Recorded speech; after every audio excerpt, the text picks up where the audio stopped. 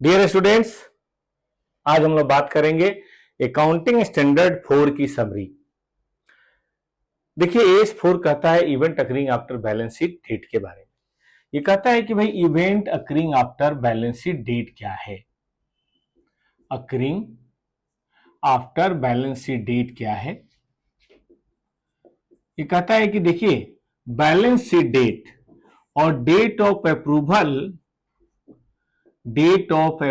के बीच में होने वाले वो सारे events event occurring after balance sheet date कहलाते हैं। डेट ऑफ अप्रूवल मतलब बोर्ड ऑफ डायरेक्टर्स के द्वारा अडॉप्ट किया जाए और या फिर ये अडॉप्ट किया जाए managing committee of the partnership या सोसाइटी, वैसी कोई अप्रोप्रिएट ऑथोरिटी। तो इसके बीच के दरमियान की बात है। देखिए, यहाँ जो चीजें होती हैं वो तो हम लिखते हैं फिनेंशियल ईयर, लेकिन यहाँ कोई ऐसी इवेंट हुई है वो लिख भी सकते हैं, एडजस्ट कर भी सकते हैं और नहीं भी कर सकते हैं। तो कब हमें एडजस्ट करना चाहिए, कब नहीं करना चाहिए, इसी के बारे में ये बताता है। तो सबसे पहले तो डिफिनेशन तय कर लीजिए कि बैलेंस शीट डेट और डेट ऑफ अप्रूवल। फिर दो तरीके हैं, दो टाइप्स कह सकते हैं। एक है एडजस्टिंग इवेंट। एडजस्टिंग इवेंट का मतलब होता है वो इवेंट्स जो कुछ फर्दर एविडेंस कंफर्मेशन टाइप की ऐसी चीजें देती हैं about the situation already existing on the balance sheet date. मतलब बैलेंस शीट डेट को कोई कंडीशन एग्जिस्ट करती थी और अब यहां जाके फाइनल हो गई। आप इस बात को ऐसे समझिए, कोई हमारा डेटर है और वो डेटर जो है उसकी हालत ठीक नहीं है, ये बात हम लोग को पता है। अब जाके क्या हो गया, कंफर्म हो गया कि भाई वो इंसॉल्वेंट हो गया, कोई केस लगा गया, कोई ऐसी बात आ गई।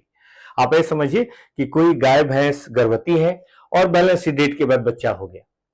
तो पहले से पता था गर्भवती है और बाद में बच्चा हो गया, यानी कि कंडीशन एग्जिस्ट करती थी, बाद में कंफर्म हो गया। यही सिचुएशन है कि भाई कोई केस मुकदमा चल रहा है जिसके बारे में हमें पता है कि भाई यहाँ कोई गड़बड़ी होनी है और बाद में पता चल गया कि भाई गड़बड़ी हो गई। ठीक है ना।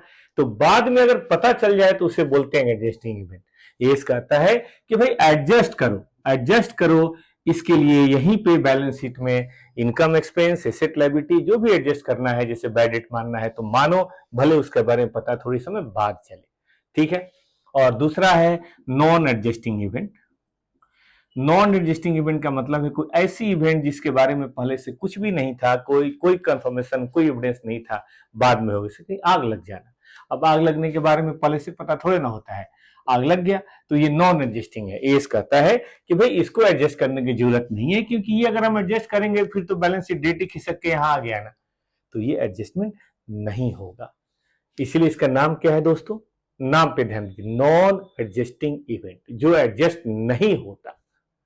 ठीक है ना, उसी को बोलेंगे नॉन एडजस्टिंग इवेंट। तो ये नॉन एडजस्टिंग इवेंट है। हालांकि इसमें थोड़ा सा रिपोर्टिंग आप कर सकते हैं, बोर्ड ऑफ डायरेक्टर्स का जो बनता है रिपोर्ट, डायरेक्टर्स रिपोर्ट, उसमें आप कर सकते हैं। लेकिन फाइनेंशियल स्टेटमेंट ना तो कोई नोट्स देना है, ना कोई रिपोर्टिंग करनी है पिछले साल में, इस साल में तो ऑफकोर्स होगा ही होगा। और इसका कुछ एक्सेप्शन है। एक्सेप्शन ये है कि नॉन एडजस्टिंग भी है, लेकिन अगर गोइंग कंसर्न को सीज कर रहा है, इतना बड़ा आग लग गया कि भाई कंपनी ही बंद हो जाएगी, अब इस बात को भी रिपोर्ट ना करी तो गलत होगा ना।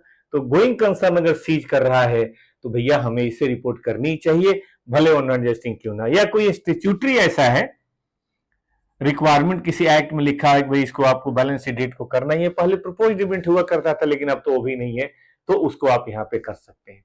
नॉन एडजस्टिंग होने के बावजूद भी ये एडजस्टिंग होंगे। ठीक है ना। तो बस इतनी सी बात याद रखनी है कि किसे एडजस्ट करना है, किसे नहीं करना। जाइए और पास्ट ईयर क्वेश्चन को देखिए, आप देखेंगे ढेर सारे पास्ट ईयर क्वेश्चन आए हैं जिनको आपको देखना चाहिए। ठीक है ना। तो याद रहेगा अकाउंटिंग स्टैंडर्ड 4।